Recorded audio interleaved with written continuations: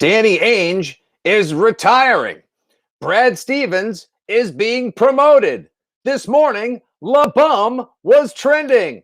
We react to all the big news, the shakeup at the Boston Garden following the Celtics' untimely demise at the hands of new Boston sports arch nemesis number one, Kyrie Irving, with my guy, the big Walkowski, and of course, from Boston Sports Journal, John Reds Army Karalis. It's all coming up on an impromptu late afternoon version of Fitzy and Friends. Give me those generic credits.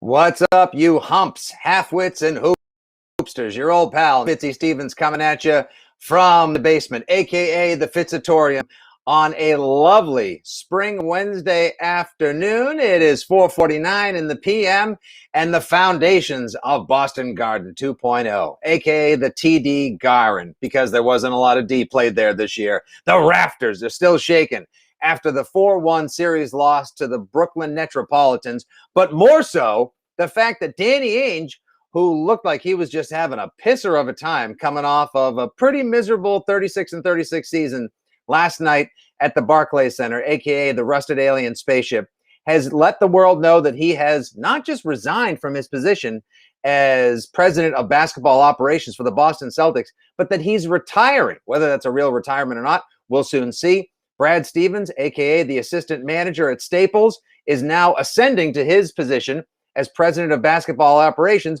which means that the BC need a new HC. That's right. We're looking for a new head coach of the Boston Celtics. To help me break it down, here comes the host of Jubs, Joel's untitled basketball program. You may know him also as the sad Lions fan from NFL Fan Therapy. Today, he is dressed like he just came off set from a remake of Escape from New York. The one and only Big Walkowski, Joel Walkowski. What's up, dog? Hey, what's up, Fitzy? What's up, Boston? Wearing my finest silk in honor of Draymond Green. This is just how unlikable dudes from Michigan dress. Me, Draymond, Michael Moore. Breaking news. Danny Ainge is hitting up the Toronto Blue Jays, asking if they need an underwhelming infielder. So he's going back. He's finishing what he started. Props to you, Danny Ainge. Wow, what a day. I know. What a shakeup, right? I mean, which way do we want to go with this? Do we want to go like breaking news, Danny Ainge signs on with the Tampa Bay Buccaneers, or do we want to do like his face on Durant's body from the cornfield from the Players Journal, like that my next move? That's why I'm joining the Nets. Like this, like I thought that he may move on and matriculate his way out of the front office.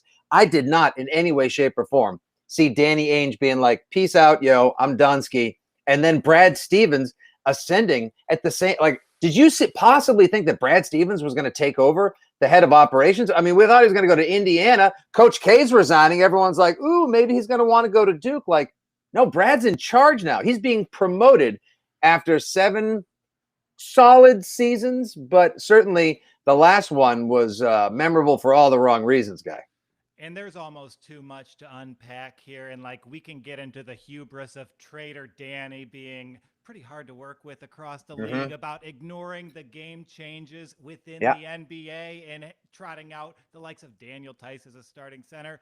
But I'm really kind of thrown off by this Brad Stevens thing. Like, Brad Stevens, let's not evaluate on 1 year when they didn't have Jaylen Brown, when they had an imperfect roster that was wrought by Danny Ainge. This is still like a very good coached basketball team. He's got the best plays in the NBA. And like, if you leave him to the X's and O's, that's a top 5 coach. And like, if you bring him up to like a player evaluation position, like even at Butler, who did he evaluate? Like, he knew Gordon Hayward. They succeeded together. It's not like it was a scouting thing. It was a, they live in the Indianapolis area and know each other thing. So for him to go from great coach to new job, like, that's the biggest red flag I've seen out of this Celtics organization. That's the biggest red flag I've seen since your internet connection died down, and you obviously didn't. Oh, you're back now. I was going to say DSL. It's not for everyone, guy. No, I'm shocked too. Honestly, I really am. Like, there's just so many things to look at here. Like, first of all, did Kyrie Irving did Kyrie basically kill the Danny Ainge, Brad Stevens era of the Celtics? What is it that Brad Stevens, who I guess maybe we should all probably tip our hats and give props and hip hops to, because he got the most out of a roster full of like D-League guys. Like, he's out there trying to compete against the big three with Romeo Langford, Shemi Ojale, Jabari Parker. I mean, like, the other night when the Celtics started the second quarter with those three guys alongside Peyton Pritchard and Aaron Nesmith, and they're going up against like possibly one of the best trios in the history of the NBA. I'm just thinking, like, if Brad Stevens can keep this game within 30, then the guy should win the Coach of the Year award right now. Like, what an epic failure. What an absolute disaster. But at the same time, Joel, is this all going down if Jalen doesn't hurt his wrist, if Kemba's knees aren't made from the reconstituted parts of J.D. Drew's back, and they can actually keep a healthy squad together? Or if maybe Gordon Hayward doesn't fucking break his ankle a couple years ago.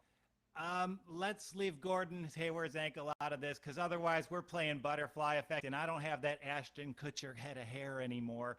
I think nor am I going to go down the Gwyneth Paltrow sliding doors route, because I haven't paid my Goop membership in years. So, hey, stay off the New York subway, all right? They're very mad at you Celtics fans around here. Just kidding. There are no Nets fans. But, like, even in this series, it had to be decided, because you mentioned Jabari Parker, who was taken off the scrap heap, who kind of justified his potential because of how he was utilized by Brad Stevens. Like, Brad Stevens was a great coach in that series, and it's just kind of mind-boggling with his exit strategy. Maybe a new GM, but, like, I would be very comfortable if you told me, hey, Brad Stevens is going to coach your favorite NBA team for the next decade.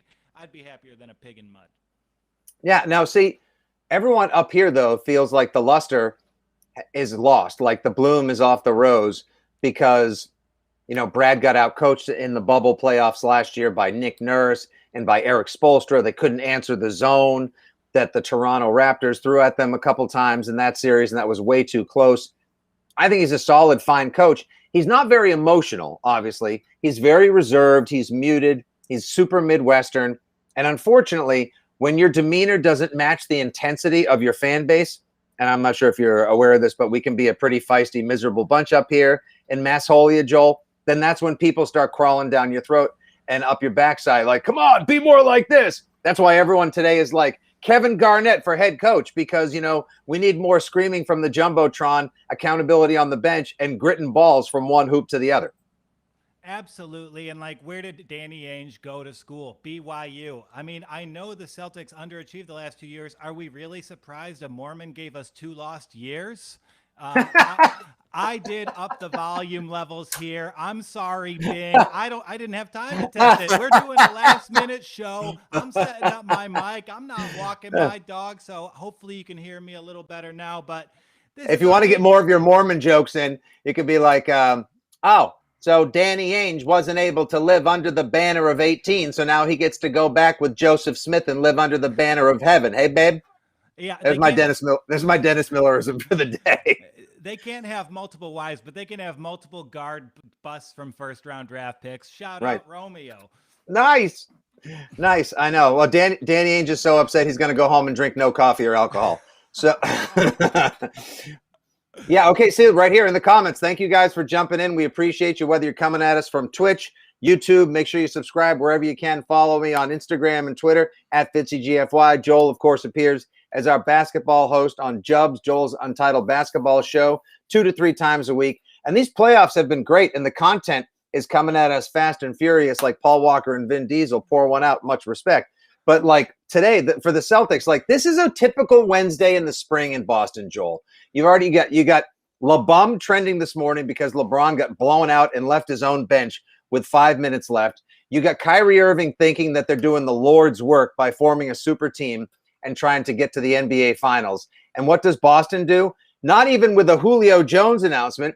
The head coach ascends to president, the president retires, and now you got the entire world logging on to monster.com so they can apply for HC of the BC. It is nuts. That's Wednesday in Boston, guy. And props to Brad Stevens. I've said it on here. I've said it everywhere for the past year. Running the Boston Celtics is an easy job. What do you have? You got Tatum and Brown. Those are the two best ingredients across the NBA landscape. They're babies. They're ready to develop and take this league by storm. Is it that hard to get a couple athletic guards? Robert Williams showed himself to be a part of this roster moving forward. So Right. it's not that far away in Boston. There are two roster moves and is there any more limp dick move than Danny trying to save his job with Evan Fournier? That you want to, the way Danny did his job the final couple months of the year, instead of getting Vucevic, who everyone wanted, who was attainable and Chicago didn't pay that much more for in the first place, he gets Evan Fournier. It's like he gets Kemba Walker with better knees and a bad haircut, plus COVID, to come in and intermittently put up like 21 a night or 7 points. Like, we didn't need more like small 3-point wizards. They needed a low post presence. They needed some enforcement. They needed an attitude. And the attitude on this team seemed to be indifference. And the way Danny was doing things, I would liken it to like a chef who knew he cooked a shitty meal, even though he had been given choice ingredients. And as it was making its way down the line before it made its way out the door and into the dining room floor, he was just throwing spices and sauces on top. Like, I don't know, put some more salt. Put an avocado mousse on top there. And what came out was this plate full of ingredients that on their own should be enjoyable, but on the plate in the whole, and each and every bite tasted like shit.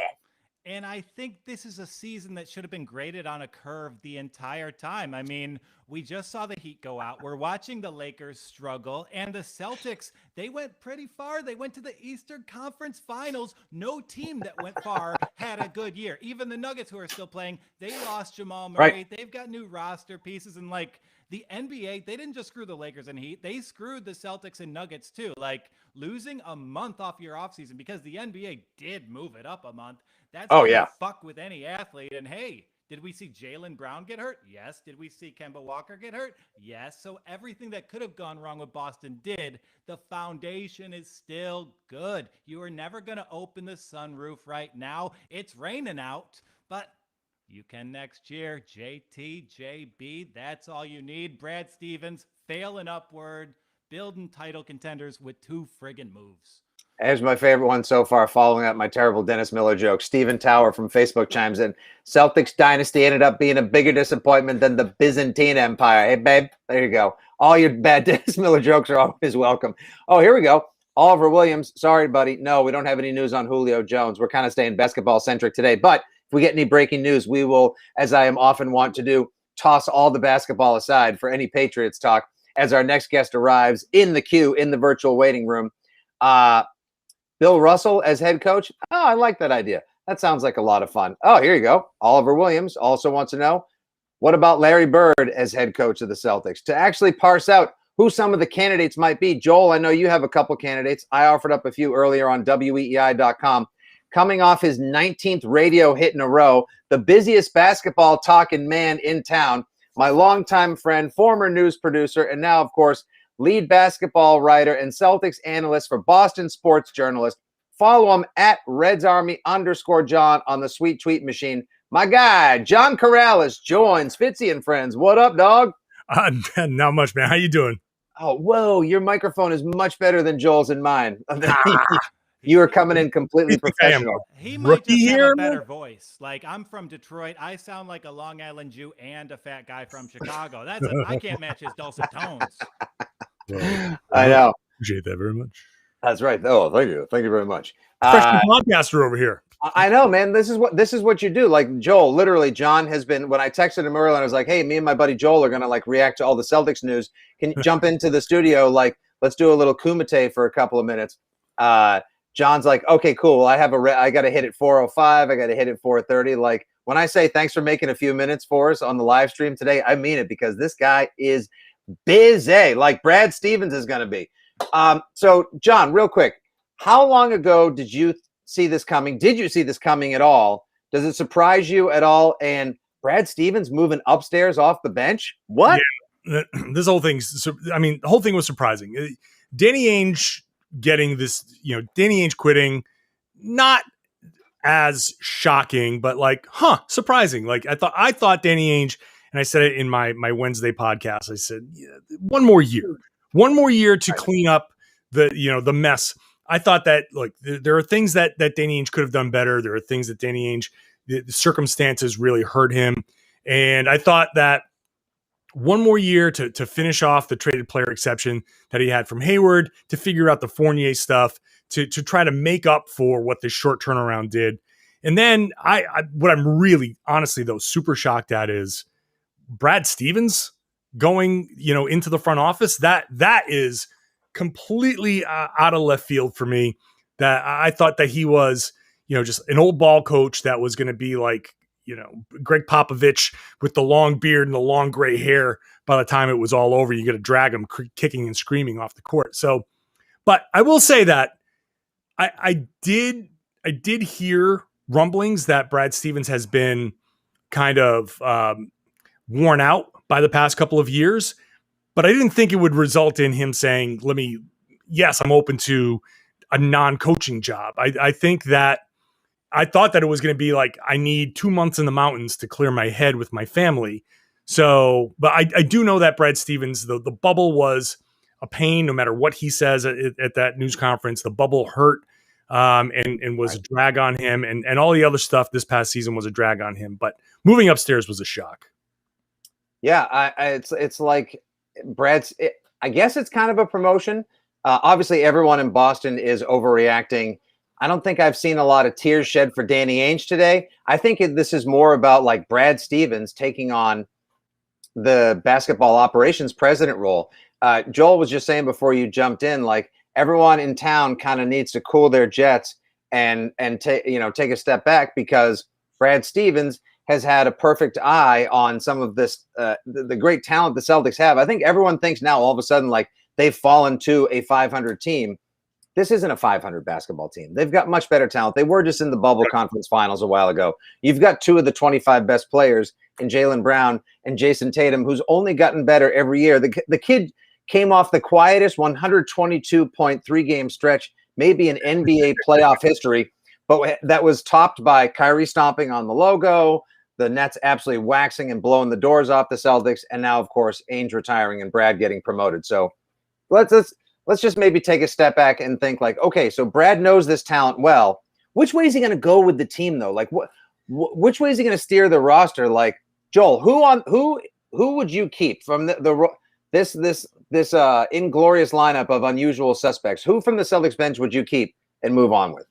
Oh, I mean, Grant Williams showed enough to me last season, and he's got like kind of that old school post game that he can trot out. So, I mean, I like him on a second unit, and like, realistically, I think I'm going to judge Brad by who the coaching hire is. Maybe I have my doubts about him as a basketball talent evaluator, but his place within the pantheon of coaches, and not just by the NBA media, by the other coaches, is unparalleled. Like, I'm a suffering Detroit fan, and like everyone was like, oh, Dan Campbell's a terrible hire.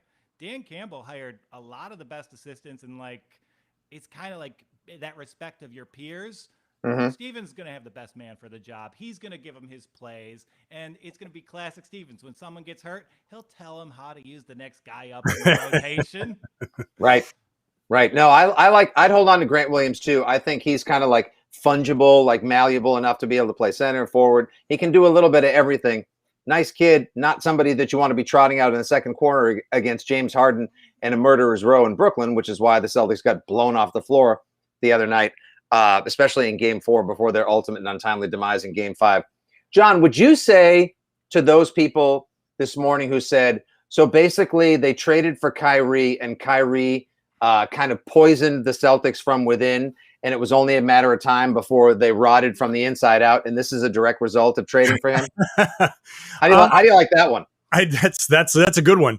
That's a good one. I think once he left, look, if they didn't do well last season, then prior to the bubble, they made the conference finals. They've had injuries and stuff, but like let's just cool the jets. I'm so done.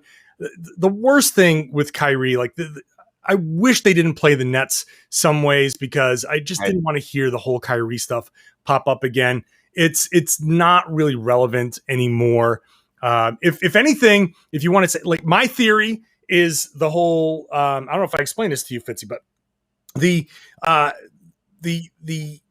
Cavaliers championship squad that Kyrie was on, the Tristan Thompson thing. Look at the past 3 years. Which 2 years have had the worst results? The year they had Kyrie and the year they had Tristan Thompson. And I think personally, just from an internal player standpoint, these are two guys who were young. They played with LeBron freaking James.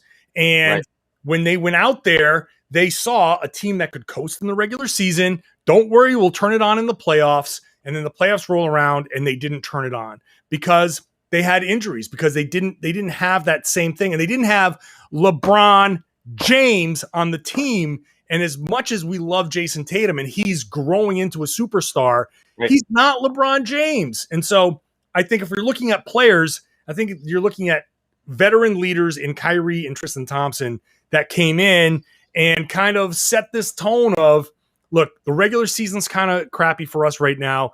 Let's just get through it. Let's not worry too much about it. And we saw them kind of not handle the regular season very well. They picked it up in the postseason with practice time and rest and everything. They did much, much better. I'm glad that they showed that fight.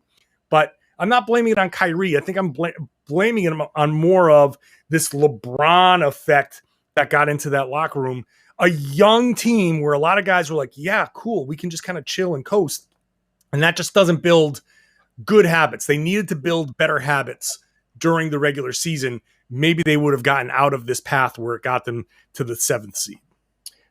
I agree with you. And there's no one person I want to like lay the dried out, wilted wreath of blame at the doorstep of, per se, because you can't control Kyrie's early injuries. You can't control the fact that he's a crazy mother effer. You can't control Gordon Hayward blowing up his ankle 5.5 minutes into his first game and him never being able to find his way out of being made of glass the entire time. You can't, like, there's just so many things, so many different alternate routes, like you were saying earlier, Joel, like so many different, like, butterfly effects that have taken place with this team. Yet despite that, they still did go to 3 Eastern Conference Finals. The first time when Tatum's a rookie and Brown is a second-year player and they're there without Hayward and Kyrie, they're like 3 missed 3 points away, or Jeff Green just playing like Jeff Green away from going to the damn NBA Finals. I mean, this team has plenty of talent.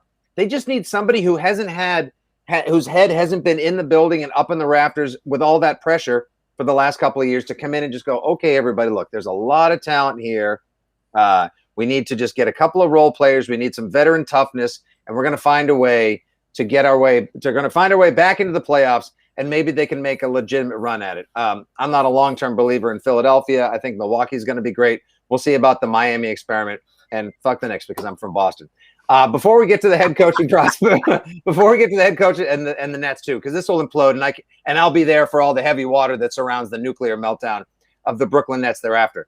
Before we get to some head coaching possibilities, Joel, I think you're going to say, let me guess, you would say the Danny Ainge run is wildly successful, and is that because he won a championship and they were consistently good, especially once they got their first big 3 in gear, or is that because you're from Detroit and we're so freaking miserable in Boston and we should be grateful for the wins? It's actually because I'm from Detroit, because the Danny Ainge era, it is identical to the Joe Dumars GM era in Detroit. You got a title out right off the bat with like a mix of veterans that surprised everyone. And then there's kind of a hubris towards the end of it. And like, as we watch the NBA landscape, is there a worse move? You've got a top 5 asset. Is there a worse move than surrounding him with a max contract of like a guy with injury questions? Like, right. Kemba being next to Tatum is the same thing as Porzingis being next to Doncic. Like, they created a problem for the franchise and are kind of stopping them from reaching their ceiling. Yeah, I think with Kemba Walker, John, do you think it's a fair assessment to say that they thought with Kemba Walker they were getting most of Kyrie's talent without any of the attitude? I think that's a big reason why. I mean, look at after the Kyrie departure, they brought in, it really was a bunch of nice guys. Like they looked at Kemba Walker and they said, look, we're not getting all of what Kyrie did on the court, but we're getting none of what he was in the locker room. And look, when you drafted guys, that's when they drafted Grant Williams. They drafted very high character guys in that draft. And I think that was all a necessary reaction to a real toxic environment. And look, we blame Kyrie a lot, but Terry Rozier was a big reason why that locker room was toxic, because he wanted to get a big payday and he wasn't getting the minutes that he thought he deserved. And look, that was the Gordon Hayward year after the injury. He had the second surgery, cost him the entire summer. The beginning of that season was his first taste of 5-on-5, and the only chance the Celtics had to be good in those playoffs was Gordon Hayward getting healthy, and the only way to get him healthy was to play him all that season. And there were young guys in that locker room who were like, why is this dude playing when I need to go get my minutes? I need to go get my money. And that was as much a contributor to that toxic situation as Kyrie was. And I would say even maybe more in a lot of ways. Like, I blame Terry Rozier for a lot of what happened that year. And you had a mix of guys that were young and looking for their payday, looking for their shine, looking for their place in the league. And getting rid of Rozier was as important as getting rid of Kyrie for different reasons, but still just as important. And so that's part of why they brought in better locker room guys that year. And can I jump in off that point? So you're right buddy. About Rozier, you're right about Kyrie, and that put a lot of pressure on Danny Ainge to like make a move, get a creator. And when they signed Kemba, they ignored some pretty bad medicals for his knees. And like, if Michael Jordan's making better decisions on a golf course, you really got to look in the mirror as a GM. Yeah, you do. Because you know what's taking place in that golf course? Beverage, taking a far too long look at beverage cart girls, smoking $500 cigars and making $25,000 bets on putts. That's exactly what's taking place. And if between all of that Michael Jordaning in retirement, he's got a way to be able to general manage a team better than Danny Ainge, who, like you said, ignored the medicals, went for high character guys, but just was not able to find enough talent to surround Jason and Jalen with to take them to the next level. It's going to happen eventually. They just haven't had the right mix yet. They're a player or two away, and it's a shame. I look at the Danny Ainge era as a success, although I am frustrated by the hoarding of assets towards the end. And like how many more Romeo Langfords, Neesmiths, and 6'5", 3-point shooting, reasonably defensive-minded wings could we possibly get, John? So that frustrates me. It doesn't lead me to give him an A or an A-. That and the fact that obviously Kevin McHale played a little bit of a part in the assembly of the Big Three, and Garnett was so integral to that. So what's your 10,000-foot take and or grade on the Ainge era before we name some head coaches? I would say it was probably in that B+, A- range. Look, you won a championship, so that's huge. And look, I don't care that it was Kevin McHale that made that trade. It was still like that. That's what GMs do. You deal with people that you're comfortable with. And I don't think Kevin McHale sat there and said, I'm going to make the Celtics better. I think that he went and made a decision. Like at that point, he got Al Jefferson, who was a centerpiece of a trade and a young player who was really, really good. Like that was a player that was he didn't just give Kevin Garnett up for nothing. He got players that actually meant something. So yeah, but it was kind of like trading for it was like in fantasy football, the app won't let you pull off certain trades sometimes when it's like, I want Christian McCaffrey. I'll give you James White, N'Keal Harry, a tight end from Buffalo, the Arizona defense, and what's his name? Teddy Bridgewater or something. You're like, oh, here's 7 players. They're all pretty good. Like trade machines won't allow. The NBA trade machine probably wouldn't even allow that trade to happen now. So Al Jefferson, yeah, he was a very good player next to Paul Pierce, probably the second best player at the time and someone we all enjoyed watching because that's all we had. Next thing you know, it turns into somebody who was dying to get into a position where he could play with great talent and a new Big Three was formed. So I hear you, but like McHale really did the ticket and his buddy Ainge a solid on that one. Well, look, let's not absolve the Celtics gave up a couple of first round picks. And in that 2019 draft, I'm just calling it up right now. And the Timberwolves picked Ricky Rubio and Johnny Flynn. You know who was on the board when they made those picks? Steph Curry was on the board when they made those picks. You know what I mean? So like, Yeah. so let's just say, Mm-hmm. let's revisionist history ourselves. And let's say the Timberwolves, instead of taking Johnny Flynn, go with Steph Curry. And then they say, well, Kevin McHale did give up Kevin Garnett, but he got Steph Curry out of it. And that makes the deal a lot better. So we judge these deals, but you look at what the team did with the rest of those, the rest of that deal. You put Al Jefferson, who had a good career at that point, was 2010 guy, and you put him with Steph Curry, and you have an entirely different Timberwolves team, and you say, wow, win-win for both teams, good trade on both sides. So I do push back on that. Kevin McHale did the Celtics a favor, and it was just a favor from Kevin McHale, because Kevin McHale went and screwed up the draft pick. Right. And I loved Rubio. I mean, who among us, like after watching the way Rubio played outside the U.S., who would not have gone for a Ricky Rubio? Like, that kid was great. And Steph Curry will forever be one of those, like, oh yeah, well, 9 other teams passed on Patrick Mahomes. Like, he's, just that's going to happen. Belichick receives all the credit for that, but still gives less than 0 fucks about what anyone else has to say about it. And that's why we love him. If Kevin McHale had done a better job, maybe he shouldn't have traded away Kevin Garnett or even gotten more. But had he done more with the assets he was given, you're right. So yeah, I think B+ is probably a good grade to give Danny Ainge for his tenure as president of basketball operations. And it's he's got 1 extra ring to wear following the 3 that he won when he was on the team. So right. Good luck. If Kevin Garnett doesn't get hurt, what's the grade? If Kevin Garnett doesn't hurt his knee and the Celtics win 2 or 3 with that big 3 era, all I'm saying is, see, if Kirk doesn't get hurt in Game 6 as well in 2010, you remember that one, Joel? That one, like that was the softest Lakers. No, the softest Lakers championship was the year before when they beat Orlando. That was the year Garnett got hurt. John, you're right. That was Garnett's bad knee. The next year was Kendrick Perkins gets hurt in Game 6. Then Meta World Peace hits 9 threes in the 4th quarter of Game 7, and the refs hand them a championship. Yeah, and again, it's the Joe Dumars in Detroit corollaries. You got a ring, you got some what ifs, and then you have a slow descent into ineptitude that the early success clouds. I mean, anyone could have looked at the East this year and saw, oh, the Bucks got Drew Holiday, the Philadelphia 76ers got real basketball people and not a mechanic as their coach.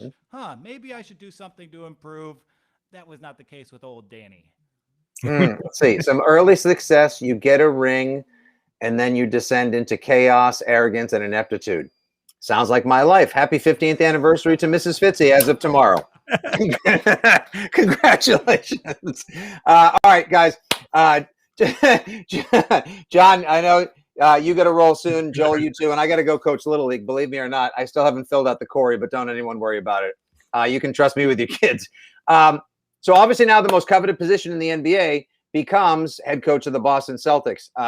There's already been umpteen million names floated out there. The comment section has been throwing them all over the place. The one we've seen the most, obviously, because it's the most fun and there's no chance at it, is Kevin Garnett. They need grit and ball. Yeah, exactly. You should be laughing at that. You should give a supervillain laugh at that. Let's start with you, Joel. Give me a name or two you think would make, and not just Jason Kidd or some of the other ones that are more commonly floating around. Who do you think the Celtics should take a look at? Not Jason Kidd. You mean the guy who couldn't figure out how to use Giannis? If we're going to go ex-player, ex-Celtic great, maybe throw Rondo in the mix because he's the most cerebral guy the game's seen. But I think it's Brad Stevens. So you're going to see it from the coaching nerds landscape. I like Ime Udoka, who created a lot of the schemes in Brooklyn this year, or Eric Musselman, who's done a pretty tremendous job with a lot of colleges, most recently Arkansas, and is due to return to the league. How about, does anyone give any consideration to Howard Eisley, the old Utah Jazz player, played at BC for 4 years, been an assistant coach in the league for last 6 years. He was with the Clippers. Who's he still coaching with, John? Oh, that I don't know. He's an assistant. Yeah, Howard Eisley's he's kicking around these days. There's been a lot of talk, of course. People were like, hey, what about Becky Hammon? Or maybe the Celtics will be the first team to have a female head coach. Obviously, she's been assistant with the Spurs for years, and they had the first female assistant. No. Obviously, that's Becky Hammon's right? But they had Kara Lawson, who's now the head coach at Duke, the Duke women's team. Do you think they would take a look at her? Because Scal earlier today said she's a legit candidate. Absolutely. So Howard Isley is at Michigan. Oh, that's right. Excuse me. He's under Juwan Howard. By the way, right now, if Juwan Howard said, even though I'm with Michigan and we had a great year and I've committed to this program, I'll take a call from Brad Stevens. I will ride naked on a unicycle out to Ann Arbor. I will pack his bags and drag his shit back to Boston. I love that man. Yeah.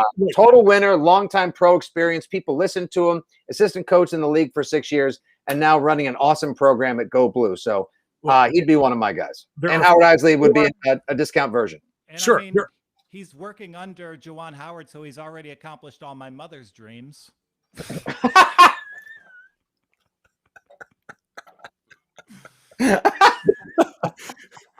How am I supposed to follow that? We're a Michigan family, current student at Michigan. I mean, he also has the Miami pedigree being distilled by Juwan.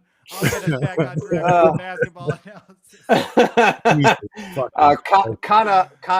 Kana Mott says, how about Scal? There's zero chance. I think Perk would get a look, mostly just in the Brad still coaches from the skybox, while Perk does the Udonis Haslam bark at the team. Don't let anyone take a playoff mode, but I don't think that's going to happen either. Johnny, who could you see them taking a look at? We haven't mentioned already. Look, they have so many different ways they can go. They have internal candidates. They have internal candidates like Scott Morrison, Jerome Allen, Jay Larranaga. They're all going to get strong consideration. They've all been head coaches of the team summer league before. Morrison was the head coach at the of the Maine Red Claws. They're all going to get consideration. And if Brad Stevens wants to continue, have some continuity there, that's going to be a way they go. They could go former players. There's Sam Cassell, there's Chauncey Billups. Those are names that can be thrown into the mix for sure. And it depends. I think they should bring in like Tatum and Brown and Smart and Kemba and get their take on what they would want to see, whether Kemba and Smart are around or not. Like, just get everybody together and get their take on what the team is looking for in their next head coach. Because I think that's important at the NBA level to get your these men, these guys who are carrying your franchise. What are you looking for in a coach? You could go the assistant coach route for no doubt. Like Becky Hammond has respect around the league. That is for sure. She's coached under Greg Popovich. When Pop gets tossed, he puts her in charge. She's coached their summer league team. She's got experience there as well. It all just depends on where Brad Stevens wants to go with this. Does he feel like the team has got good continuity? Then he may go from within. Does he feel like the players need to hear from a former player? Then they'll go that direction. And if he feels like this is still a young team and there's a coach that can grow with this team and work together as a partnership, then we'll see him go with another assistant coach, potentially either in-house or around the league. Who he hires is going to tell us a lot about his perception of this team, where he thinks they are and where they need to go. More so even than the roster shakeup that's likely to take place this offseason. I think I have no idea. Like, the Brad Stevens philosophy will truly reveal itself in the head coach that he hires, more so than the roster that he helps assemble or what we saw play out over the past 7 years. Another thing that I would probably give a B+ to. A B+ for Danny Ainge's time as general manager / president of basketball operations. A B+ to Brad Stevens as head coach of the Celtics. And an A+ to Joel for the best Juwan Howard joke I've ever heard in my entire life. I mean, come on. That's just absolutely gold star. That was absolute. I know Chauncey Billups. I think Chauncey Billups would be great because he strikes me as like the former player, calm, collected, motivated enough, good energy, excellent experience. Nobody would doubt his X's and O's or his intellectual acumen. He's got the respect. And Joel, I know, like maybe like with Chauncey Billups, he'd help us bring you one step closer to joining us on the dark side, having a former Detroit Piston who was a member of Team Green on the sidelines for your Boston Celtics, huh? You know I'm a low-key member of Team Green between you and I, but Chauncey, I've followed that man. He's thrown his hat in the ring for every single job. I don't think he'll last very long anywhere. And this is the Celtics job. There's a couple of great head coaches in smaller franchises. What up, Memphis and Charlotte? If you really want to build a program, I would consider a Godfather offer to either of them a win. Borrego and Peyton, respectively. Yeah. I mean, you absolutely could do that. Absolutely could do that. Sure. I do like the idea of the classic former point guard. Like, what are the key elements to a good former player head coach? It's a former point guard who wasn't necessarily elite, that had to work hard. And that's Sam Cassell. That's Chauncey Billups. Those guys understand. I think part of what makes a guy like Jason Kidd tough as a head coach is he was elite at some of the things that he saw. And with that comes a huge ego. And yeah, he put in the work, but there's too much. Very few former elite players do a good job. Larry Bird's like the only one, and he had a great staff. He at least had the wherewithal to put a great staff around him. These point guards who see the entire game, who see the entire offensive floor, who get I think you get a good big man as your lead assistant coach, the guy who saw the back line and can, like a Patrick Ewing type, big man who has seen the defense, controls the defense from the back line, and can control that for you as your defensive coordinator. That combination of former players could be a real good combination of guys that have been through the league, understand the motivations of money, very recent players, like all of these things that can be divisive in a locker room, that they can go talk to these guys and say, hey, I get it. I know you're trying to find your place in the league. This is what you need to do to actually find your place without sacrificing your money, without sacrificing team success. Like Billups and like being part of great teams that had to work together, that would be, I think, a good person to start with if you're looking at former players. Ryan Hudson on Facebook asked, what is Tony Allen doing these days? That's pretty interesting. Maybe he's somebody who would be a pretty good coach one of these days as well, because of the fact, I mean, he starter, defensive minded, a hustler as well. I know that Jason Tatum was bummed out that Evan, what's his face, formerly of Evan Turner, was not going to be considered for the head coaching position. He tweeted that out. Jason Tatum quote tweeted it. And that ain't happening. If I'm Evan Turner, I am sitting back on all that extra money that Portland paid me, and I am just loving my life. But to your point, though, like, who makes good baseball managers? Catchers. Oftentimes backup catchers who have a chance to both catch and then see the game from a different position. Who makes a good football coach, or at least an offensive coordinator? Usually a backup quarterback. And these hustling backup point guards, or guys that have to run and see the floor from a different perspective, often make good head coaches as well. So I agree with you there. Joel, last point. Is there a chance we're overthinking this? There is a burgeoning Nets Celtics rivalry, and there's only been like 10 good NBA coaches over the past decade.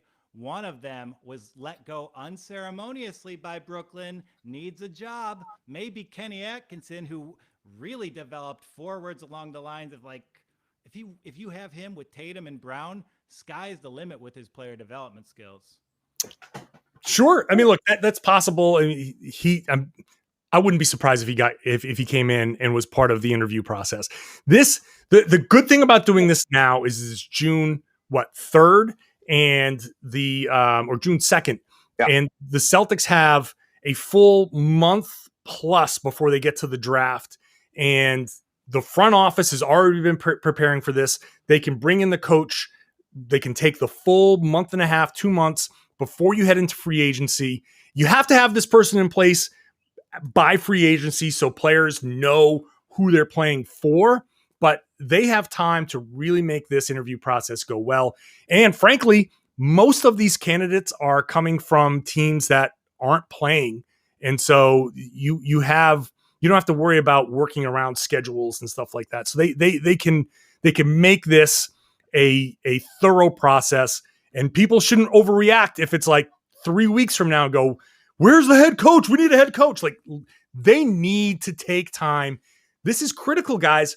And, I'm not trying to make sports super overly important, but for the as far as the timeline goes, Tatum is entering the first year of his new contract next season. Brown is in the second year of his new contract. Like, these are your two young guys. You just shook up your front office.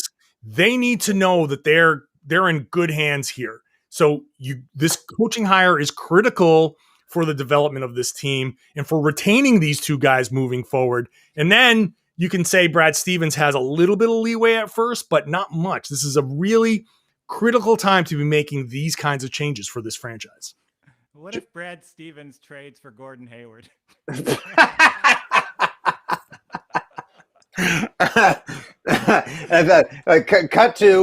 Cut to Bruce Willis in Die Hard 2 going, look at the same thing happen to the same guy twice. Not to the coast. We'll have a few drinks, couple laps. I know. Hey, he's available. And he caught. How much of the trade exemption did they burn this year, by the way? Like 2/3 of it? Yeah, they've got 11 million left or so. Okay. Yeah. Okay. That's enough to get a decent player, a role player. Nothing right. special, but like a decent role player. Okay. Well, we'll be very curious to see what they do with the roster. I can't wait to see how Brad Stevens engineers this team from up top at the practice arena and, of course, the TD Garden, who he picks, how that influences the style and philosophy of the Boston Celtics, and the way that they build this team around Jaylen Brown and Jason Tatum. I mean, this was a shocker as well. All I know is the rest of the NBA playoffs. I'm sorry, Dame Lillard is gone. I can't wait for LeBum to get eliminated. I'll root for Devin Booker until my nuts fall off. And with the ones that I have remaining, I'll be rooting against Kyrie and Fat Suit Harden and Kevin Durant as hard as I possibly can. And would I love Kevin Durant if he were on the Celtics? Yes. But that no good prick turned down Danny Ainge and Tom Brady in the Hamptons in July 2016. So F him and the horse he rode in on, that son of a bitch. All right. Joel, where can they see you? Where can they follow you? What's going on? I'm the Big Walkowski on Twitter, Joel Walkowski on Instagram, and I'm doing the Jubs, Joel's Untitled Basketball Show, 2-3 times a week here. I'm going to be going again on Saturday morning, straight before headed to Barclays for Nets Bucks. Got a race, so I'm going to every game of that bad boy, rooting for the Bucks for you guys. Thank you. Yes, exactly. Well, maybe we'll even have you see if you can go live from the Rusted Alien spaceship downtown in Hipsterville at the intersection of Overpaid and Bloated, a.k.a. Flatbush and Atlantic, and let us take a peek at what was and what will never be again. Oh, Tom Stilling. Hey, Coach K and Tatum. Maybe we can he's only 74. Maybe that's why he's finally calling it a career, so he can coach Tatum at the pro level. Yeah, right. Thank you very much, John. I needed one more supervillain laugh. You can follow John at RedsArmy_John. Where can they read you? Where can they see you, guy? Boston Sports Journal is where my writing lives. You can see me. I do the Locked On Celtics podcast, which is now on YouTube. So search for Locked On Celtics on YouTube as well. And the Locked On NBA podcast every Wednesday. I think that's it for now. Most excellent. That's still plenty. And if you turn on a sports radio station anywhere across these 48 continuous states, there's a good chance that John will be taking a hit to talk NBA, Brad Stevens, and your Boston Celtics. I'll be on WEEI tomorrow night from 8 to 10 and Saturday from 1 to 4 with Megan Ottolini, who will probably have lots and thoughts of feelings about the Celtics, her guys, and which way they should go. Thank you, John. Thank you, Joel. This has been a ton of fun. Thank you, ye of good faith and cheer, who have chipped in with the comments and that continue to follow along. I'm at Fitzy GFY all over the place, unless it's at GFY Fitzy. So long as you never call me a bad house guest, late for supper, or a Jets fan, I appreciate you. Take it easy, guys. F the Nets and let's go Celtics. See ya. Later.